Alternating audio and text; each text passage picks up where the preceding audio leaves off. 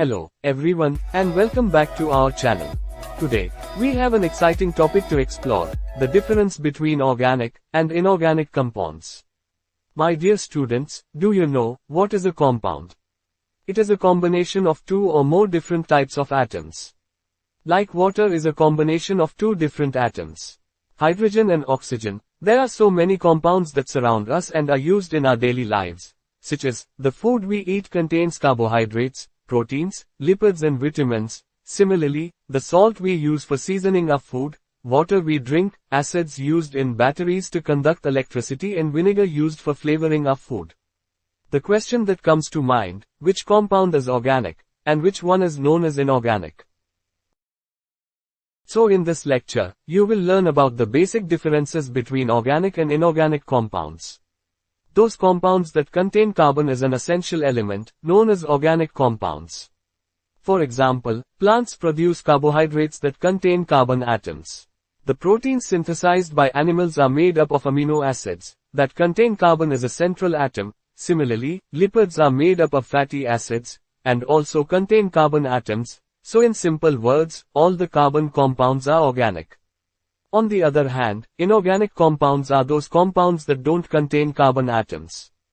I have some examples for you. Table salt is made up of sodium and chloride ion. Water is a combination of two hydrogens and one oxygen. Sulphuric acid used in batteries is a combination of hydrogen, sulphur and oxygen.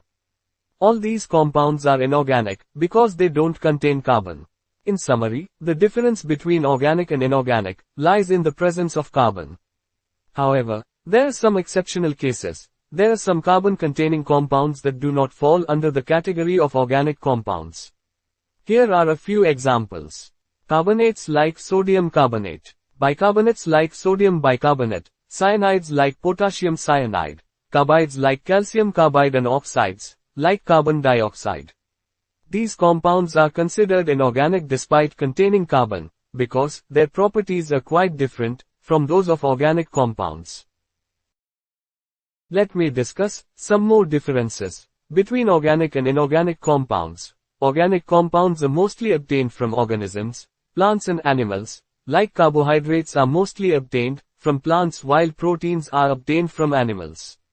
On the other hand, inorganic compounds are mostly obtained from minerals and rocks that are found in earth crust, like quartz, which is chemically silicon dioxide, is obtained from minerals, while calcite, that is chemically calcium carbonate, is obtained from rocks.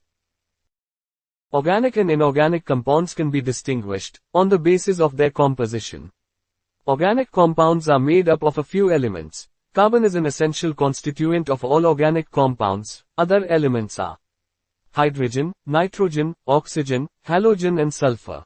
On the other hand, inorganic compounds are made up of almost all the elements of the periodic table known so far.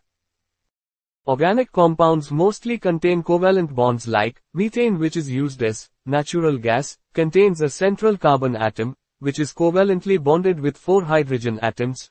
On the other hand, inorganic compounds mostly contain ionic bonds, like salt, which is made up of sodium and chloride ions. The bond between them is known as ionic bond.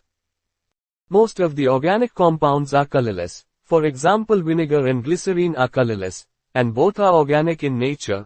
On the other hand, inorganic compounds are colorful compounds, like copper sulfate is blue, while cobalt chloride is pink in its color. In summary, organic compounds are defined by their carbon-based structure and are fundamental to life, while inorganic compounds lack carbon-hydrogen bonds and exhibit a vast diversity in structure and applications.